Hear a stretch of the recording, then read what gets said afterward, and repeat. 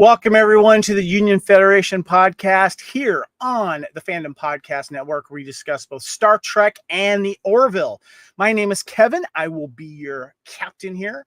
And we want to let everyone know, first of all, thank you guys for joining us on YouTube. And feel free to also leave a comment. We'd love to share it, ask any questions, let us know. Give us a subscribe, share us out. We'd appreciate that.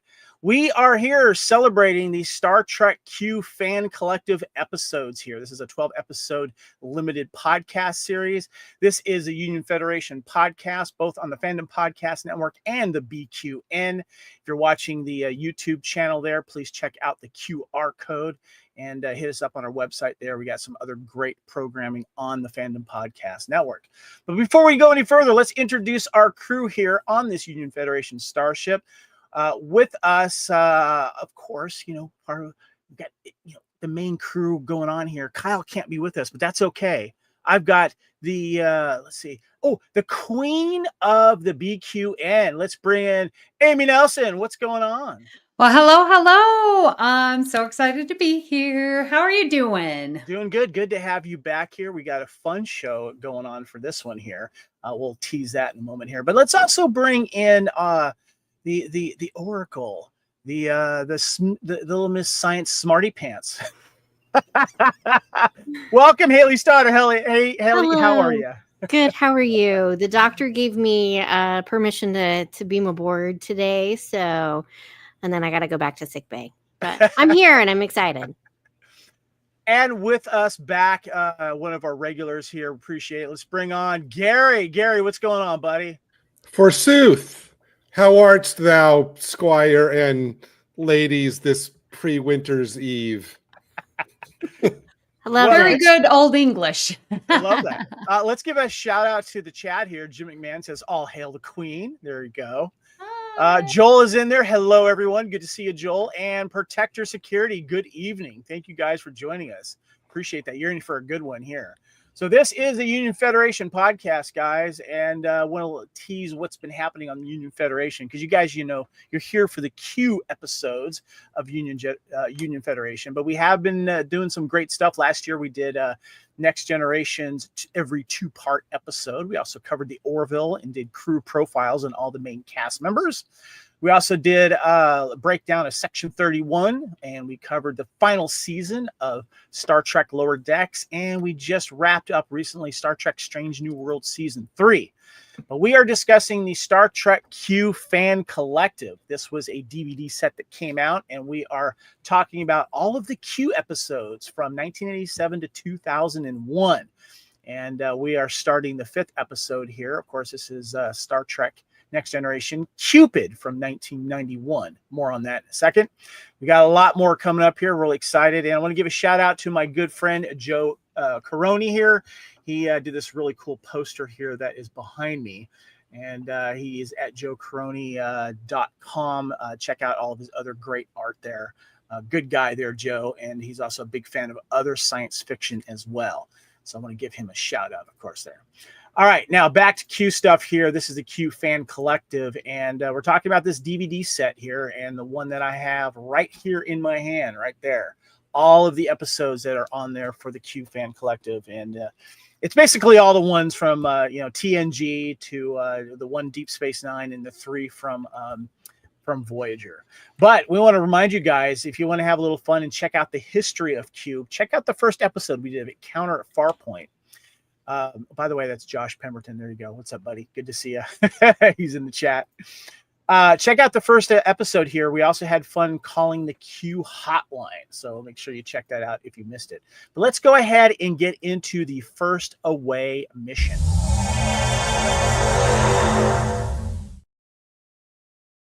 All right, first away mission here. This is, of course, a Star Trek The Next Generation episode, and it is episode 232 of our Union Federation podcast, Qpid. Remember this one. This is a good one. And we got an Admiral's Log here for you, letting you know what's going on. Amy, could you please go ahead and read the Admiral's Log episode synopsis, any information of when it came out and any ratings as well, please? All righty. Well, you guys, this episode came out April 20th, 1991. Such a good year. And the IMDb rating, 7.2, which I think is great for such a fun episode.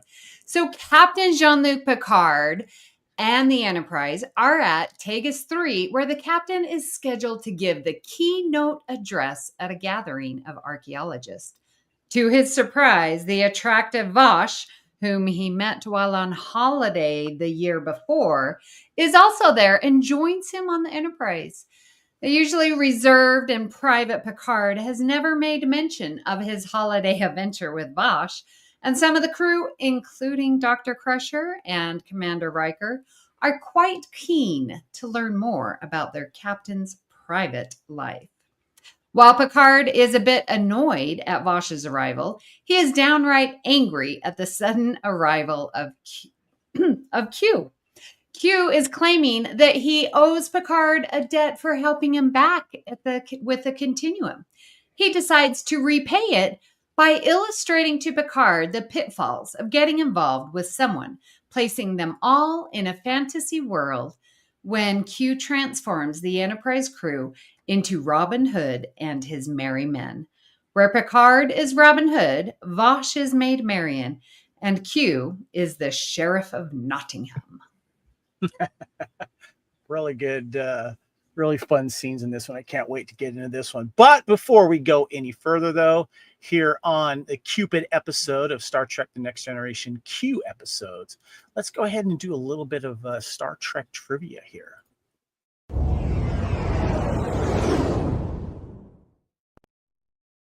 Some comments here. Jim McMahon says this is a very good one. Says this episode was a master level acting class for John de Lancie and Patrick Stewart. I agree completely there, Jim. There are some good moments in that as well. So let's go ahead and hit some Star Trek trivia here. Why don't Haley, why don't you start with the first one here, please? Of course. While filming a fight with the castle guard, Jonathan Frakes was injured from the stuntsman's sword after it broke through Little John Quarterstaff, and he had to be taken to the hospital in his Robin Hood era clothes. Frakes later remarked how funny it was that no one in Hollywood Hospital thought it was weird to have that thing.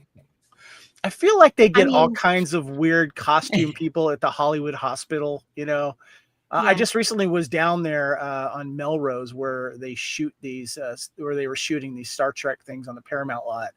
And I got to assume they get a lot of that stuff all the time. So, yeah. It's been really fun to have Jonathan Frakes recount that. He's done that a couple times on panels. So if you can hear him tell the story, it's quite fun. Joel in the chat says, Q sure can't handle his love. Jean-Luc having a vacation hookup. I like that. Amy, why don't you go ahead and hit us with number 2 trivia there?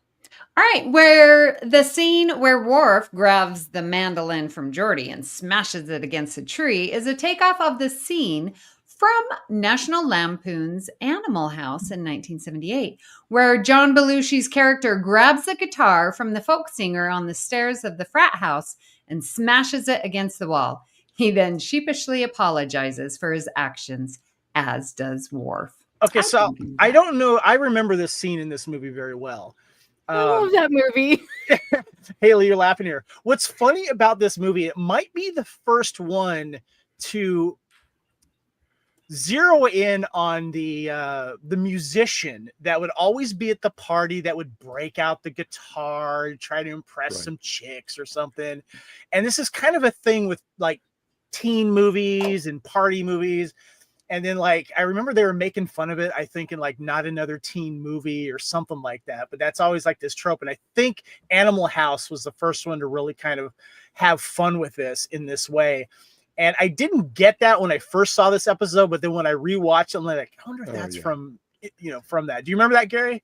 And does anybody remember who played that musician in Animal House? Oh, I remember. You go ahead and say. It was Stephen Bishop. Stephen Bishop had, I think, one of his big, at least his first big hit that I remember. It was called On and On in the late 70s, which became kind of like a easy listening standard. And yeah, there you go. Jim McMahon says Worf's delivery of sorry is so absolutely perfect. And then Joshua says Worf did it better. And you know what's great is, since we're talking about that scene, is if you notice Gates McFadden, like, oh my if you God, look at her, she like is about to break out laughing. I almost feel like she didn't know that scene was coming, Yeah, the way that's she what it reacted felt to like it. to me. So yeah, that's a good one. Haley, hit us with the third one here, because this episode, if anything, is probably really famous for this. Yes. Worf's declaration that he is not a merry man has become an internet meme and quotable, like so many people say it. Is this one of Worf's most quotable moments of all time? Yeah. Yes, definitely. But you have to say it. I must protest. I am not a merry man. Very good. I am not. I mean, I remember first watching this, and I was laughing for a week when I saw this. It was so funny. And have you guys ever seen Michael Dorn talk about this live? Because I don't know if I have. No. Has anyone, like, has he commented about that line at all, or No, but I love when he talks about getting prune juice from fans. Yeah. I did notice during this scene that on this scene, it looks like LeVar Burton is busting up behind him, because yeah. Yes. God, how would you not? That's such a funny line. All right, I'm going to get the next one here. So guest star Clive Revell, he was born in 1930, and we actually lost him this year in 2025. He passed away. Guest star Clive Revell, otherwise known as Sir Guy of Gisborne, provided the voice for the Emperor in Star Wars Episode 5, The Empire Strikes Back, which came out in 1980, making Revell one of the few actors to appear both in Star Wars and Star Trek franchises. His performance was eventually deleted and replaced with Ian McDiarmid in the 2004 Star Wars special editions that came out. What's really weird about this is I actually had a chance to meet him at a Star Wars convention, and I totally forgot that he was in Star Trek as Guy Gisborne, because I was getting him to sign this picture from the Star Wars collectible card game, because I used to work for Decipher, and this Visage of the Emperor was the voice that he voiced there, and I got my picture taken with him. Very, very sweet man, by the way, but I totally forgot that he was in Star Trek at the time when I did that. But yeah, very, very cool guy. So I just wanted to share that there. So. Wow. All right. Let's go ahead and move along here. This is episode 232, Union Federation, discussing Star Trek Q episodes. This is Qpid from 1991. Let's go ahead and get into the next away mission.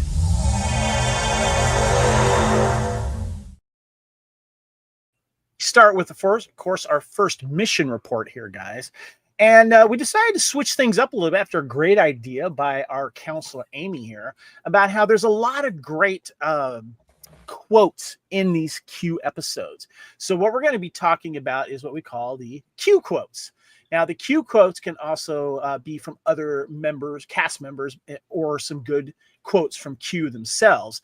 And I just wanted to kind of go to you guys here first. Was there any quotes that jumped out at you, either from Q himself, lines, funny lines, or anything like that, that rang out to you? Gary, you go first, sir. What do you got? My top line for the episode is Worf's, but it's not "I am a merry man." It's when he says "nice legs for a human." Yes, about Vash. That's a good one.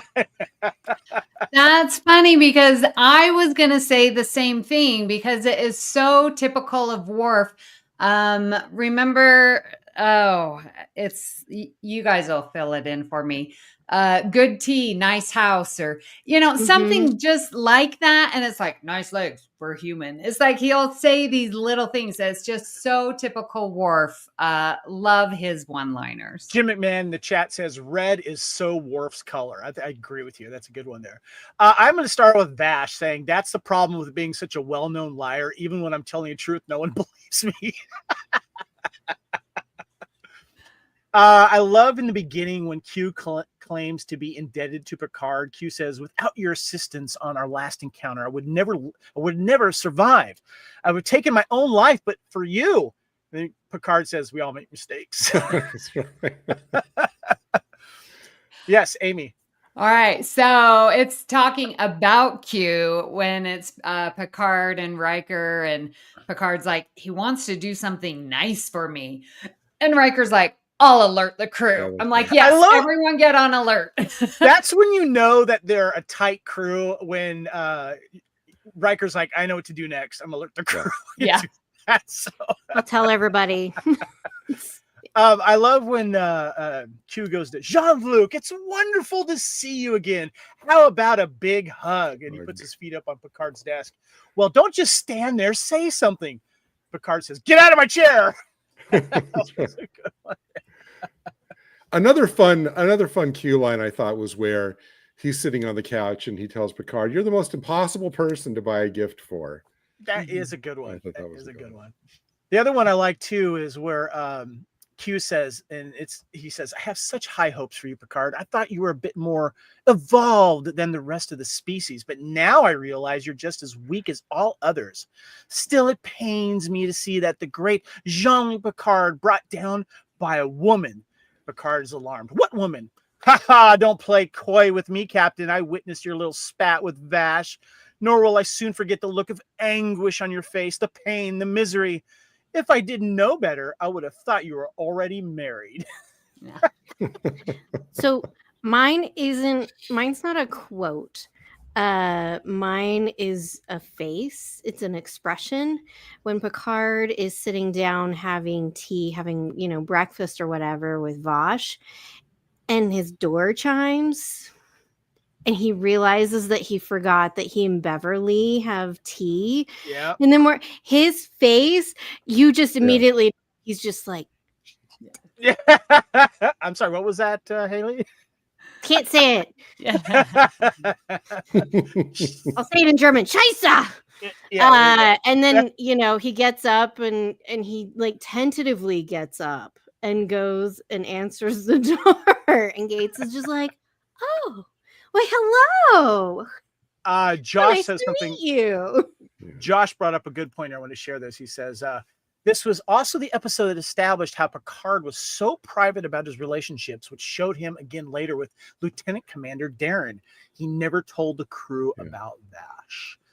And Jim McMahon says, a bit of trivia, Gates and Marina were the only cast members who actually knew how to sword fight.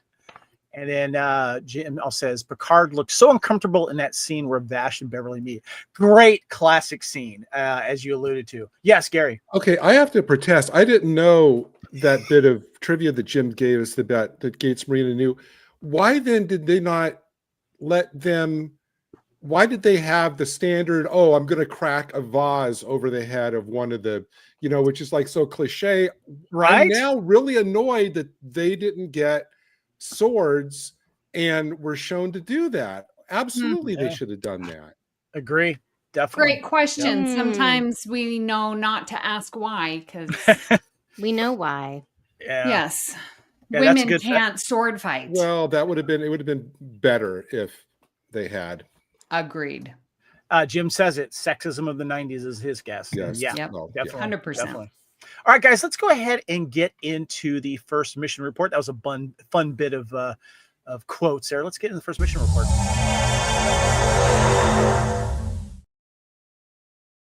All right, the first mission report is for Qpid here is your overall thoughts of returning to this episode for Deja Q. Also, is there any subplot scenes that stood out for you? Gary, I'm going to go to you first, sir.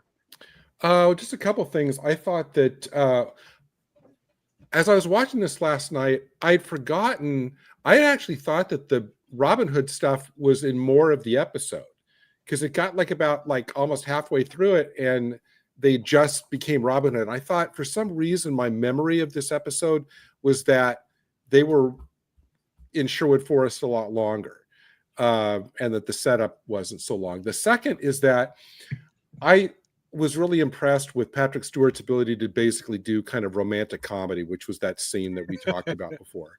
The annoyance, the embarrassment, the kind of double takes, the little when Crusher shows up at the door. This is leagues away from the way that he played Picard in Farpoint, that he's able to do this now.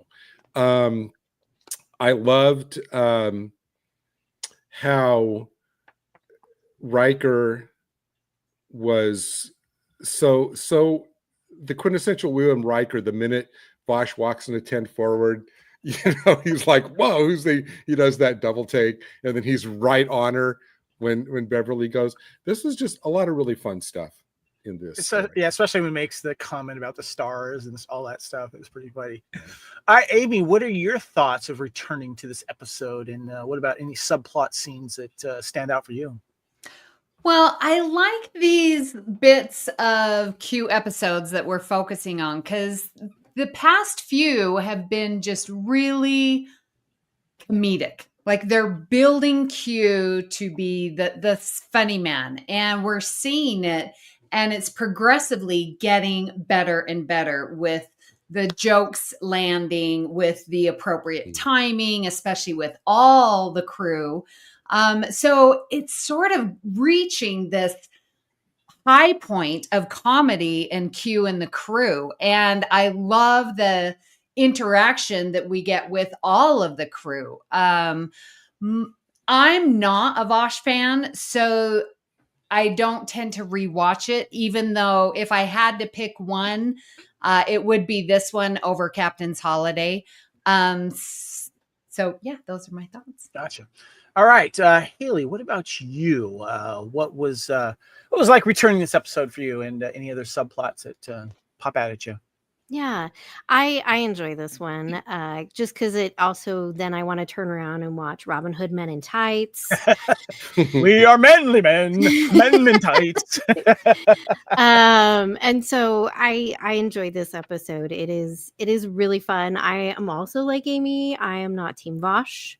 I'm Team Darren, for those who would like to know. Yes, I know, crazy. Anyway, but I do love this episode. I like that, we get to see Captain Picard and how he handles, his personal life. And, because he's still he's relaxed with his crew to a point, but then there's still that, like, I'm only going to show you so much. I'm only going to share so much. And, it continues forward, right? This notion that not everything needs to be shared. And that's very true, because it is problematic when you are dealing with people and you are in charge of them, and that can just bring up issues. So, I actually like that. I think it's not a downside to this. And it's interesting to see because, a lot of us have maybe been in this position where we've been in a relationship with somebody and the person didn't tell other people in their life. And you're like, but why? Like, so you can relate to both Captain Picard and to Vosh in this dynamic of like, we're not in a relationship, but, we're closer than most people are. And so I really like that. And I love how she goes around and like, she calls out Riker. She's like, oh, you're Riker. And you have me at a disadvantage. Yeah. And so that's really fun. And then I love her moment, where, we go to her as Marion at first and she's like, what is going on? And she's just pissed off and like, where is she? And then, Q comes in and she's like, oh, you're Q. And then it leaves, right? And you can picture the conversation that they're having, because we know how Vosh is and we know how Q is, and they're both manipulative. So you just can imagine the conversation that they have. And so I really appreciate that. I love how we also get Captain Picard nervous about speaking to all of these archaeologists. Yeah. And I love how he's like, I'm an amateur. Like, I'm an amateur compared to these people. And we all know from later on and towards the end of the show, we learn that, maybe that's what he really wanted to do, but he felt that he didn't have another option because he also wanted to do this, right? And so I really like that he's so nervous about his speech, and he's like, I'm going to rewrite it. And Troy's like, no, it's fine. You've already done that. And so it's it's really relatable, because how many times have we done something like that? Like, no, I'm going to rewrite this thing. It's not great. I can do better. Or, and I love that nervousness that we get from Picard throughout this entire episode. Also, Beverly, that sweater, it is smoking. I love if you're it. looking at the video here, there's a picture of like Beverly looking in on that, and she's wearing that really cool sweater that you're mentioning there, and she's just like, what's going on here? What I liked what you mentioned, Haley, was is that Picard is nervous, and I love that you get two sides to the opinion of his speech. One being the supportive one from Troy, and then you get the one from Q saying, "Yes, it's boring and pedantic, just like you," which I thought was great. Jim McMahon said Robin Hood Men in Tights, also co-starring Patrick Stewart. He was in that. Also, there's another member in this episode that was also in that movie, Men in Tights. You guys know who it is? Clive Revell, who plays Sir Guy of Gisborne, is in Men in Tights. He's the fire marshal in that movie as well. So. Was it? Jim McMahon also says this is a true Picard fanboy moment, and Joel says Crushers love their sweaters, and of course, Joshua says according to Vash, Jean-Luc Picard does a great impression of Riker, so that was good. Well, Joel, space is cold, so sweaters. I'm gonna go into this more later, but I am so team Vosh, and I've got reasons. I'll go into that a little bit later. So, all right, let's get into the next Star Trek mission report here, guys. One that we always like to do is your thoughts on the main Q storyline throughout this episode and its impact on the Star Trek timeline. Specific to this episode, Q messes with Picard's love life, and then Bro then steals his girl at the end of the episode. So let's start with you, Gary. Your thoughts on the main Q storyline here. Okay, well, the three of you are going to have to help me out, because as I was watching this, I thought, well, our first reaction to Q is he just likes to mess with Picard. Now, him talking about saying like the boring and pedantic thing when he said that about his speech, I'm thinking, well, okay, from Q's universal knowledge point of view, I would think everything would seem boring and pedantic, or is he just saying, well, let me just kind of poke the bear and get under his nerves? But then as it goes on, I'm trying to think, well, does he legitimately believe that Picard giving himself to Vosh is like a threat, then that Picard is, he doesn't want Picard to go down that kind of risky road? I was never honestly clear as to, is Q doing what he's doing for both of those reasons? Is all that he's doing, everything that he's doing, just to annoy Picard, or is he legitimately worried about him on some weird cosmic level? I like that. For me, I like that uncertainty, because then I was never sure what Q was going to do. And at the end, when he goes off with Vosh, I think that Q probably enjoys the prospect of going along with somebody who's kind of like a mischief maker and who has just total disregard for the rules that he does, and that was probably very appealing to him. I would say a little bit of column A, a little bit of column B, as my wife would say. I think it's all on the table when it comes to Q trying to entertain himself and annoy Picard to a certain degree. Jim McMahon, by the way, says, this could have been a great spin-off pilot for a weekly series about the adventures of Q and Vosh, traveling the universe, causing and getting into all sorts of mischief. And he also says, I really wish I could have seen Jean-Luc's Riker impression. That would have been fun. All right, Haley, your thoughts on the main Q storyline here, its impact on Star Trek timeline. I love this notion of Q wants to give Picard a gift. And like, that could just be so many things to a Q, and to one where I think there's a genuine appreciation and admiration for Picard on Q's part, which is why he continuously comes back. So I think there's that, but I think there's also this, like, I do love poking the bear. I want to see where this man will fail. Like, what is his line? What is the thing that will push him over the edge and cause him to just completely disregard who he is as a person and just completely like lose it or whatever. And so this notion of, I'm going to give him a gift. You think, okay, where is this going to go? And then it's this weird thing of like giving him this gift of a lesson, right? Of, how much of your personal life do you want to invest in others? And while you're also this captain of this ship that's out there exploring and you never know what's going to happen. And also, how much of your personal life do you share with those who are closest to you, and what consequences lead from that, and whether you do or don't. And so it's really interesting. Like, it's a fun episode, but it really got me thinking this time watching it of like, what is Q's lesson, right? Because so far, every time he comes on, he's trying to teach us a lesson. He's teaching humanity a lesson. And so what is the lesson? And I really appreciate that. That's a good point there. Yeah. I always make everybody think. So to answer that though, what do you think the life lesson that Q is teaching? Because like Gary, you bring up a good point where it's like, I forget that this whole episode is because Q wants to, pay him back for, a Q-less episode. And so it's like, well, yeah, I think the lesson, well, I didn't even think it was a lesson. I just thought, oh, it's a fun little Robin Hood, da-da-da.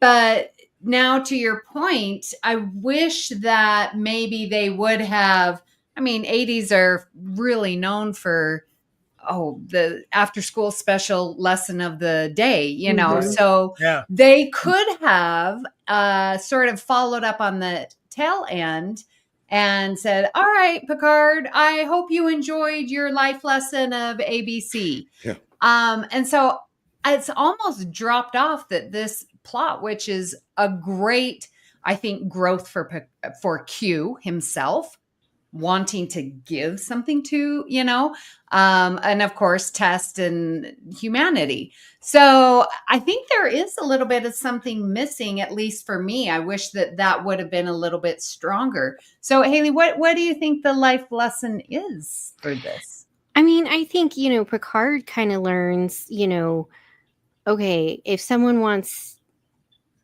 being open for one thing, being open to receiving a gift when you don't know in what context someone owes you something, right? Like, I have a hard time. I love giving gifts. I love giving people random gifts.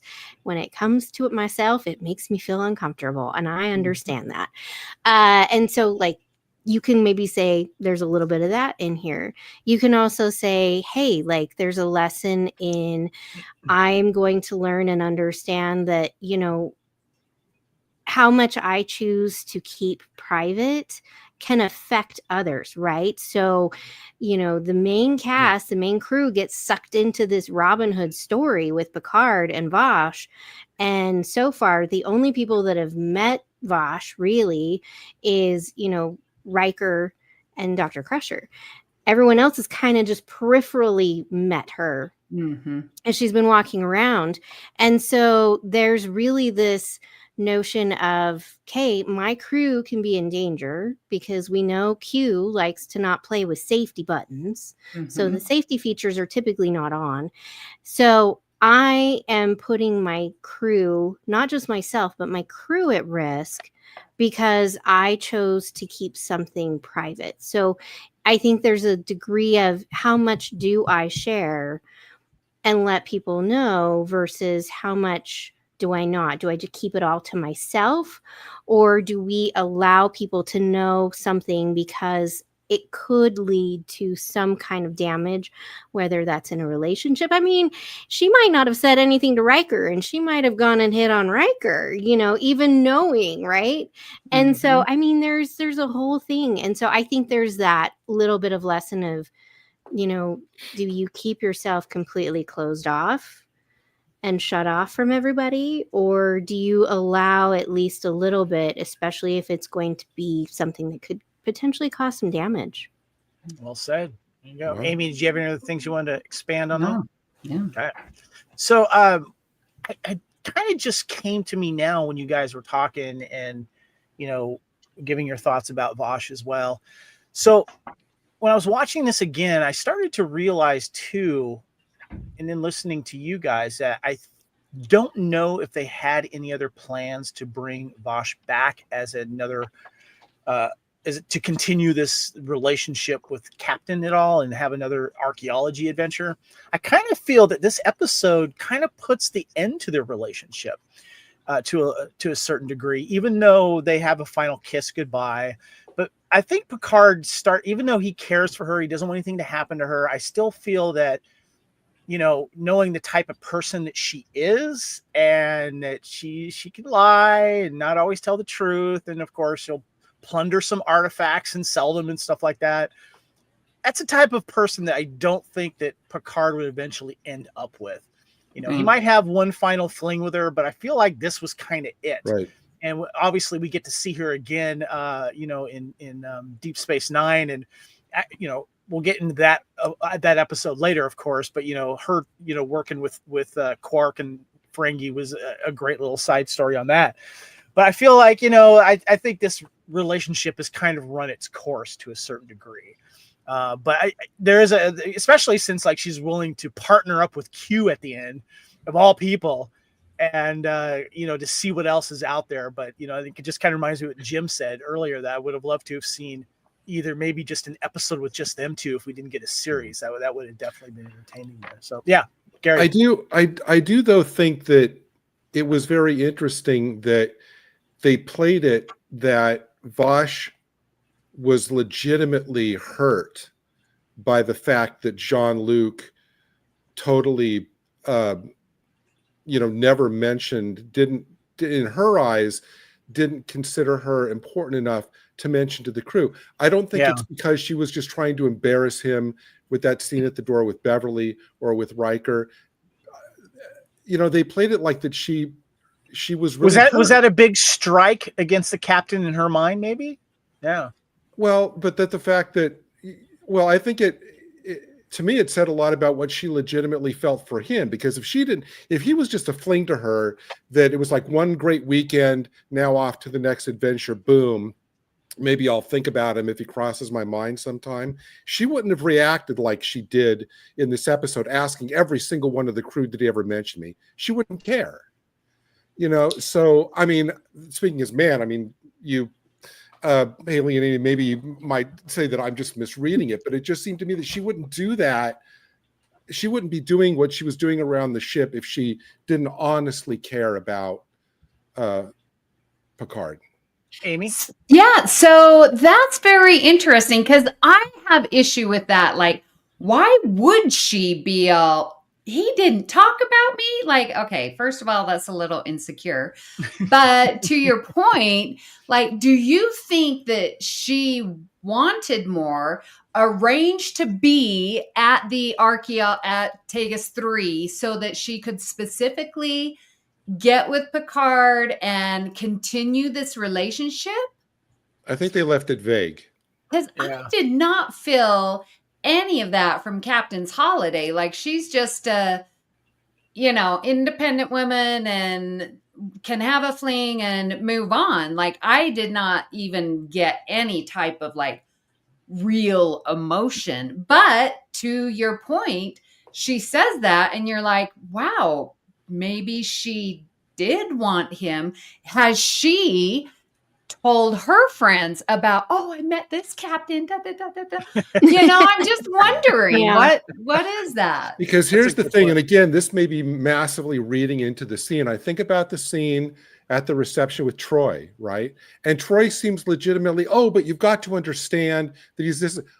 Troy's being Betazoid, she would know how Vash was feeling, right? She would know if Vash was just joking and putting up a front and just bantering and joking. But Troy was like legitimately going, oh, no. You've got to understand, if she wasn't getting these waves of uncertain, you know what I mean, from Vash. Yeah. And Troy was then reflecting back to her, oh, no, really, it's okay. It's not, I know you're feeling bad, but not. So there's that too. The fact that she has that specific reaction from Troy of all people. Right. Josh says, too much trouble for Picard, and I think Picard was intrigued by her because despite her flaws, she was into archaeology. And then Jim McMahon said, I think Vosh finding out how guarded and private Picard was a major curveball that Vash didn't plan for. Those are all great points. Yeah, intrigued that she, even though her flaws, in Picard's mind, that he's intrigued because she's into archaeology. I mean, usually, when you meet someone, you have a major interest that, brings the relationship closer. And then each flaw of each person starts putting on, depending on how each person reacts, that can challenge the relationship. So you kind of see where that goes. So yeah, it's good stuff there. All right, let's go ahead and get into the next mission report here, guys. This is always a fun one here.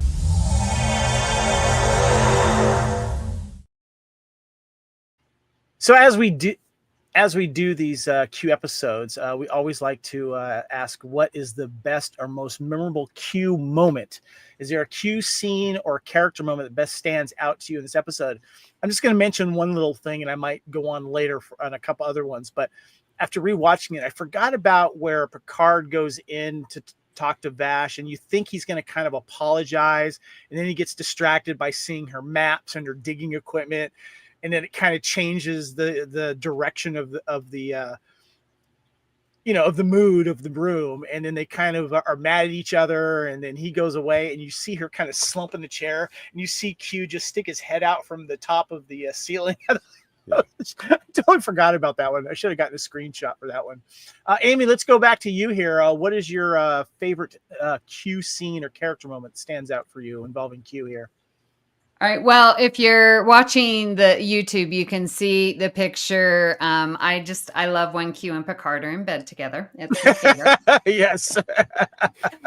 And sleeping alone today, he says, or something like that. Yeah. Yes.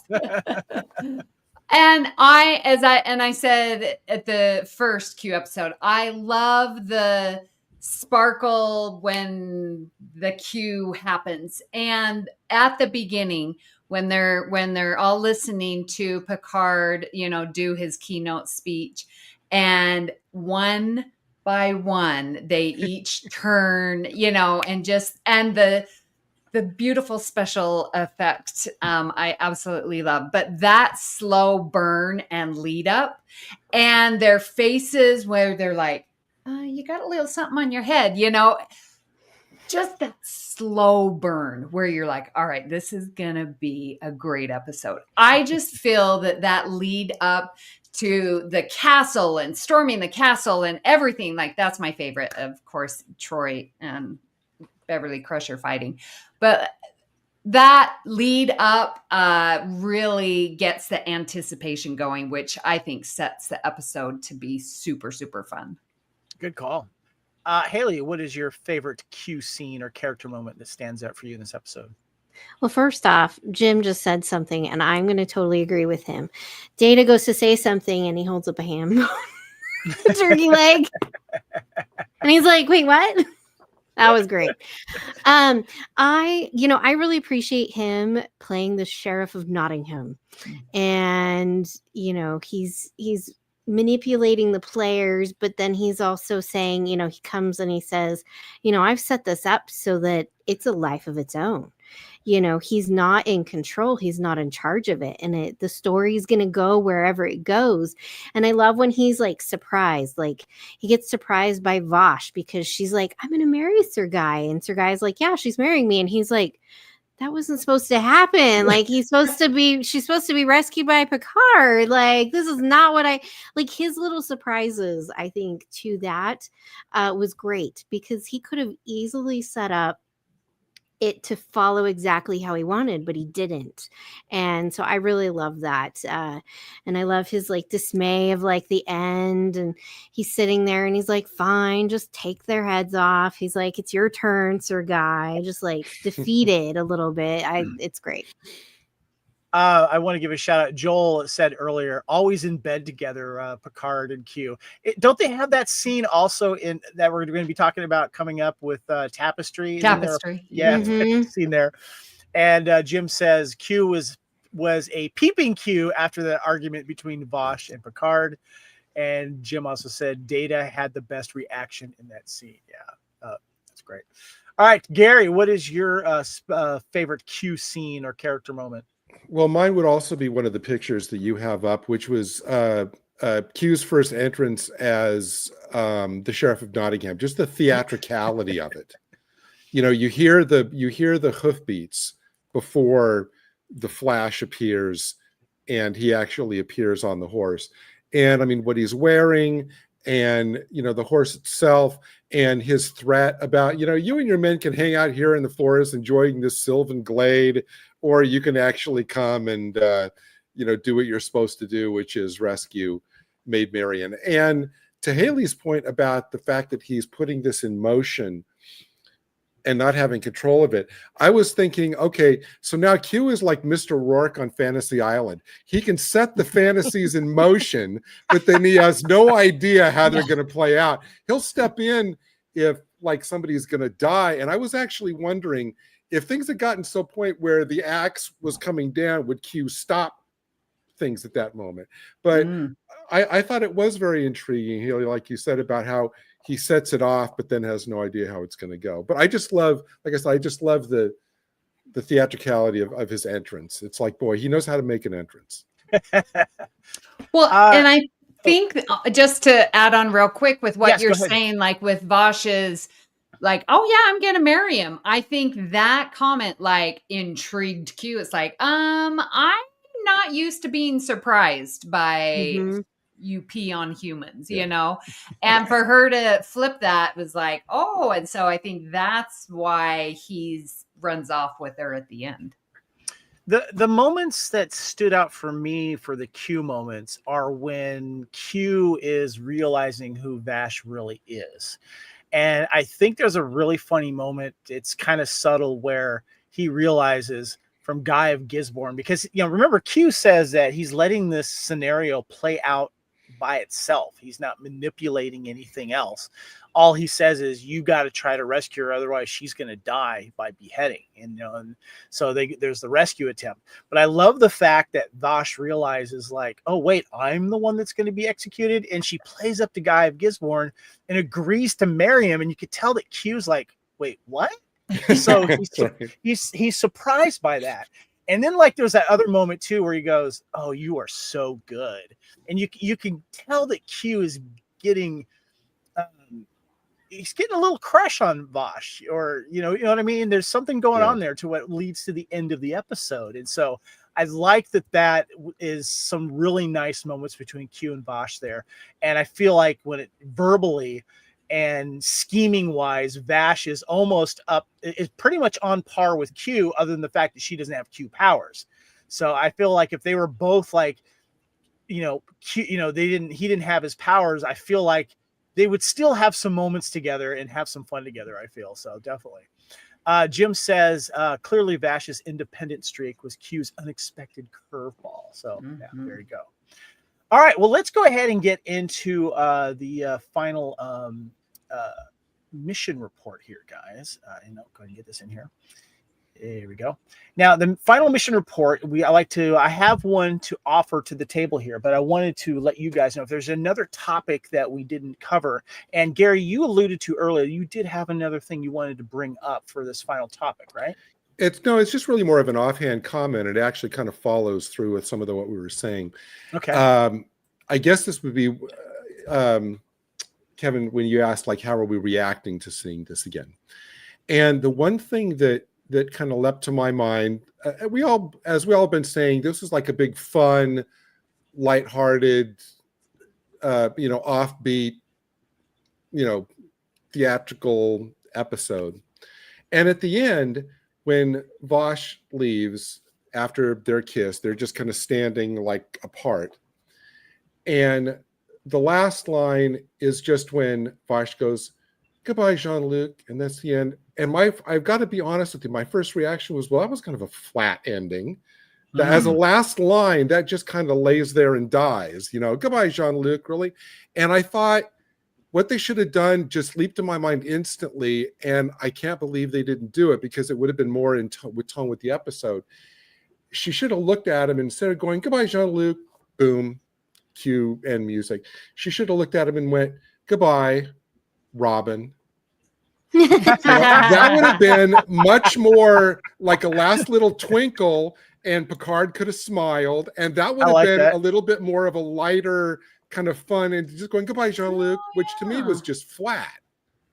I just think she should have said, "Goodbye, Robin." That would have been kind of fun. With a wink or something. That would have been great. Yeah. I love though when Q at the end like says, "Oh, I forgot my hat," like right when they're getting ready to kiss, and he's like grabs his hat. I thought that was really fun. So, all right, well, I got one I want to give here, guys. So this will be a fun one here, and for you guys watching, please let me know what you think here of Robin Hood and his merry men, as I do in finger quotes, or merry ladies. Which cast member as their merry character did you enjoy the most? Does anybody want to start off first? Let me know what you. Okay, Haley, who is your favorite? I'll go ahead and put a picture up of the cast here in their outfits. They're merry men or ladies. Haley, which one is your favorite? I love Geordi. I love that he's playing the instrument, which is funny because, we know Riker plays instruments. So, but Riker is Little John.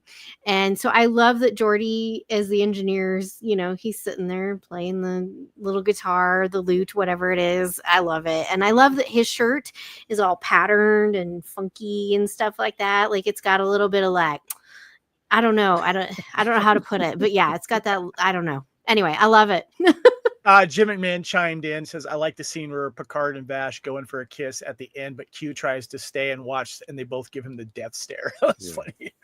Gary, which one of the cast members, the merry characters they are, which one did you like best? Honestly, I've got to go with Riker. I mean, I loved the fact that he had the animal, whatever you call it, vest or whatever. The bear skin type thing. The bear skin. Like he had the staff. I loved it with that shot where he's in the monk's outfit and he lifts up his head and you see that it's him in the red monk's outfit. I loved that. And, he's a pretty good fighter. Frank is a pretty good fighter with the staff. So I just thought, I mean, if I had my personal choice of which outfit I would want to be in, I would want to go with Frakes' Little John outfit. That's a good one there. I like that. Amy, what about you? Which one of the merry crew cast did you like the best? Well, since we're all doing our favorites, it's got to be Troy. Yeah. I do really, again, appreciate Beverly's hat and vest look, but I feel that the hat that Troy's wearing and as was mentioned in the comments in the chat earlier, her aim does improve, right? Bow and arrow. But it gives me, again, just the Durango, in Fistful of Data's, just that hat, and she keeps her hair pulled back. She's beautiful and very talented. I'm going to go with you on Troy as well. I think she looks super hot in this outfit. And I love the hat, and I love the whole scene with the bow and arrow and hitting Data, and Data's like checking his finger, seeing if it's working. Joel says, "Data with that tonsure haircut always gets me.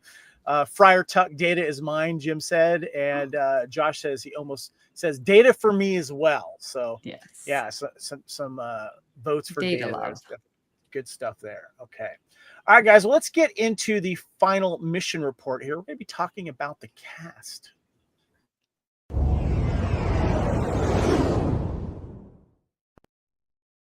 This is Union Federation podcast, episode 232, discussing Star Trek Q episodes, and this is Qpid from 1991. Final mission report here is your Star Trek MVP. Who is your guest? Who is your episode cast or guest star MVP? Or as Amy likes to sometimes remind us, maybe your least most valuable moment or player in this as well. Gary, I'm going to start with you, sir. Who is your guest MVP for this episode? Well, I'm going to have to go with John de Lancie, only because, like I said, we're 5 Q episodes in, and he's still, I mean, every line, every phrase still keeps me as a viewer totally off guard. I'm never sure what his motive is. I'm never sure why he's doing or saying, what he's doing.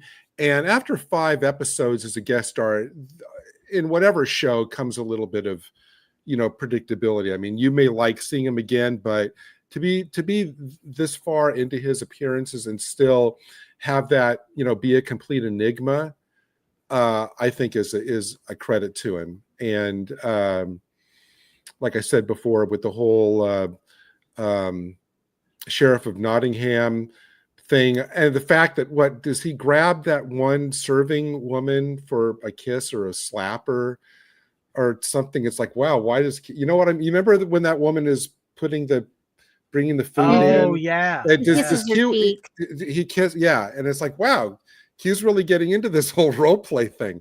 So yeah, I love the fact that I'm still so fascinated by this character after so many of his appearances. Jennifer Hetrick is the MVP for Jim McMahon in the chat there. And he also says Clive Revell, honorable mention. And Josh also says, I wonder if this episode really got the crew yelling and having more fun on the set. I'm sure they were having a lot of fun before, but I mean, I'm sure that they were such a tight crew at this time. I'm sure the set was just fun the whole time. So there. All right. What about you, Amy? Who is your MVP of this episode? Yeah, I am agreeing with Jim and will put Clive, not honorable mention, but my pick. He is so repulsive. Excellent acting. I would never want to be Maid Marian. The way that he portrays this, I absolutely love it. So that's mine. Joel in the chat says the loot is mine. Rest in peace. That's the little guitar type thing that Jordy was playing there. A good call. Rest in peace. I like that. Amy, who is your MVP of the episode? Haley. I'm sorry, Haley. Sorry. Wow. There's 2 Amy's here.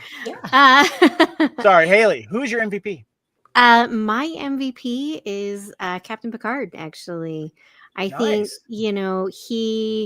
he gets so thrown off, and that's not typical for his character. He's usually very much in charge of his person and what's going on in the situations. And so for him to kind of get off kilter and get thrown for a loop was refreshing and really nice to see, that we forget that he's human and he's fallible, because a lot of the times he's very infallible and he's very commanding. And so to see him just thrown off in this episode is really great. I have a runner-up. The actress that played the lady that was with Marion and with Vosh, her nursemaid or whatever. Yeah, and she's like, "Please sit down." And then she's like, "I have some fresh leeches. You want some leeches?" Such language. Her reactions are just so spot on for like the time period. And I love the leeches thing because I found a sticker on Etsy. So being chronically ill, I get people telling me, "Oh, have you tried this? And have you tried this? And you should try this." And I found a sticker, and it's a plague doctor, and it says, "Have you tried leeches?" Love That's it. a good one. Jim McMahon says, I think John de Lancie was doing improvising when he kissed the woman and also tested the axe sharpener. He's like, I like it when he looks at the axe, he goes, yeah, it could be sharper. Yeah. That was pretty good there. My MVP is Jennifer Hetrick here as Vosh. And I'm going to be full disclosure here. When it comes to, as guys would say, hot space babes, she is up at the top list for me. I mean, I'm putting her like up there with like Princess Leia.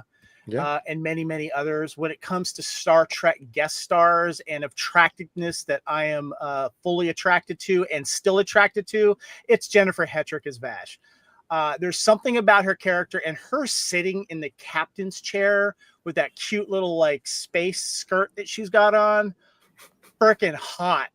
I'm just gonna say, oh my God. And then of course seeing her originally in the Captain's Holiday. I absolutely adore her, and I may have stalked her at a Star Trek convention once in a certain way. Yeah, may have. And I have photographic evidence here. If Sure. you're watching the video here on YouTube, if you're just listening to this, make sure you check out the video. This was at a Creation Star Trek event in the 90s. And this is where they would like set them outside and you could get autographs. You could take pictures of them. It wasn't like a big deal. And I got my picture with her and Chase Masterson, who played Lita. And she was very, very sweet. She understood my unhealthy obsession of her. Wow. I played it cool, though. I was very nervous. Jennifer was very, very sweet. I had her sign a Vosh card that I had from Star Trek The Next Generation collectible card game. And so Vosh is one of my favorite Star Trek guest stars, and I still find her attractive. So there you go. You're my. We know who Aaron needs to cosplay as, right? You're my.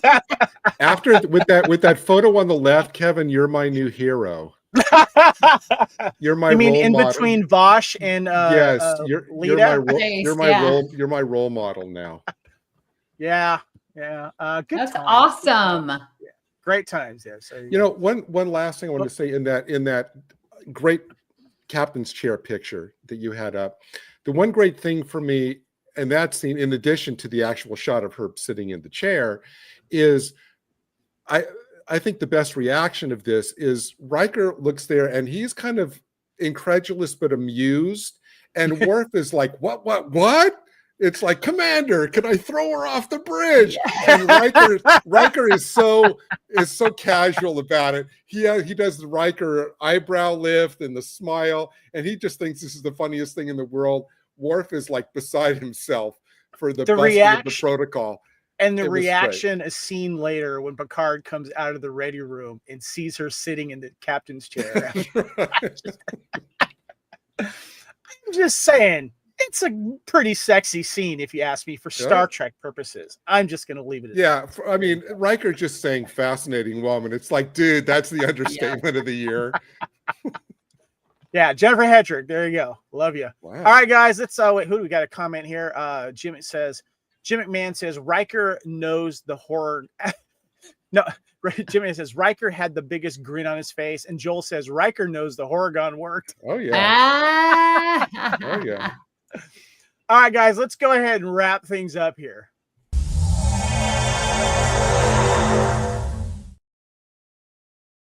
All right, this is the Union Federation podcast here, and we are discussing the Star Trek Q fan collective episodes that came between 1987 and 2001 that covered through TNG, Deep Space Nine, and Voyager. Let's get your final thoughts here.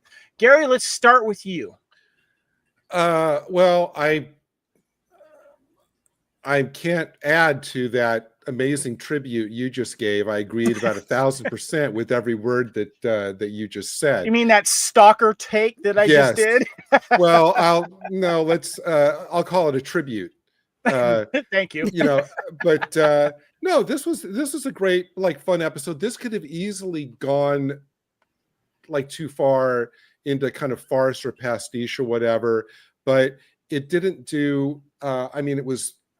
You know, it's one of the more kind of, fun, joyous episodes of the entire series. And it is a testament to how comfortable the cast is with each other, at this point.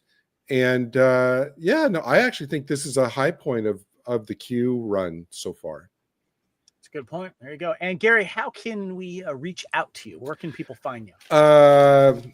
Discord as RetroDoc, X as Gary _retro, Facebook as Gary Akers. I'm also on FPN on Thursdays on Type 40. Fandom Podcast Network. Fandom Podcast Network, yes. And on Saturday on Fandom Podcast Network's Spacebook. And I'm also on Sundays on Sci-Fi Chronicles with our weekly Stargate live watch. Awesome. That's cool. All right. Haley, what are your final thoughts on Qpid? I think so far in all the episodes we've watched, this one is probably my favorite Q episode. And I've always enjoyed it. I've always loved the funness of it. It's always enjoyable when we get to see our crew kind of wear something else and pretend to be other characters while also still being themselves. And again, this was the first time I've ever sat and watched it and really kind of thought about what lesson is this trying to teach us. And so that was kind of a nice way to take this episode and look at it just a little bit differently through the lens of this fun. So, yeah. Gotcha. All right. And how can we find you? You can find me on Instagram and Blue Sky. I'm at Trekkie01D, and that's about it. Awesome. All right. Amy, give me your final thoughts here on Qpid. Yeah, great Q episode. Vosh aside, I know your tribute. And this is my favorite Vosh episode. And like I said at the beginning, it's just this lead up of these episodes, one right after another, that's getting better and better comedy, better cohesion. We're learning more about Q and what he can do. And to be fair, my favorite episodes of Q are the more serious ones. Like, I really do enjoy Encounter at Farpoint more just as, yes, an episode overall. But man, if I'm just wanting something fun, lighthearted, this is a for sure go-to episode. Love it. Gotcha. And how can we find you? Well, listen, you can find me now Sunday mornings on the View screen, which is our Star Trek talk show, if you will. We have 3 guests, 3 different segments. Last week we covered Beta Canon, and this next Sunday we are going to be covering mind and physical fitness within the Star Trek realm. So it's always fun. Hold on. Are we going to be seeing some scenes of space yoga? I was thinking that exact same thing, Kevin. Thank you, Gary. I might have to wear my t-shirt because I do have the yoga with Troy and Beverly. It's one of my favorite t-shirts. That's funny. I love So find me there Sunday mornings. It's noon Eastern, 9 a.m. Pacific. BQN podcast on Blue Sky, Instagram, and of course YouTube. And once View screen is over, you can hear me on All Good Things. You can go and listen to our back catalog. We have great episodes there discussing the different series. And Jim says, by the way, Klingon martial arts. Is that going to be in there maybe? We definitely, I love the Klingon, yes, and his tutelage of teaching the crew. That's my favorite. What's it? Some kind of Tai Chi, Klingon Tai Chi. Calisthenics. Yes. Yeah, I like that. Yeah, so that's great. Oh, and in our Facebook group, yeah, you can find me Awesome. there. Cool. I want to give a shout out to the chat, by the way. Thank you, Jim. Thank you, Josh and Joel. Thank you guys for chiming in. And for those of you that are watching that haven't chimed in, feel free to do it next time.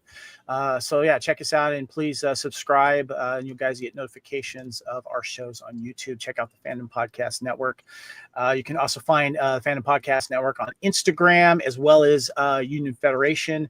Also, please check out X as well. We Union Fed and Fandom Podcast Network are there as well. But also check out our Star Trek and Orville podcast group on Union Federation on Facebook. We have a lot of great conversation there for Star Trek and Orville fans. My name is Kevin. You can find me at Spartan_Phoenix on all the socials pretty much there. Fandom Podcast Network, Blue Sky, Instagram, X, and Spartan Phoenix on Blue Sky as well. I want to give you guys a quick little tease. What's happening next week, guys? We are discussing True Q. We are introduced to another Q, a young lady by the name of Amanda Rogers. So make sure you guys check back next week for that one. Just a quick little thing. I really enjoy this episode. It's a fan favorite for many reasons. I think when it comes to a lot of the Q episodes, I think this one might be one of the more popular ones. Some other ones might challenge it, but a lot of people always go to the Robin Hood episode. So I always thought that was kind of cool. So, all right, guys. Well, thank you all again very much. Just a quick shout out. If you want your cool little Union Fed t-shirt or hat or something, check us out on TeePublic. We got logos from all of our other shows on the network for t-shirts and such. Make sure you check that out. This has been Star Trek The Next Generation Qpid from 1991, discussing all of the Star Trek Q episodes on the Fan Collective DVD collection there. And we've got more coming up. Thank you to Amy. Thank you to Haley. Thank you to Gary. Thank you, everyone viewing as well. All the listeners, we appreciate you. Until next time, live long and prosper. And without a doubt, we are the weirdest ship in the fleet. We'll see you guys next week. Thank you very, very much.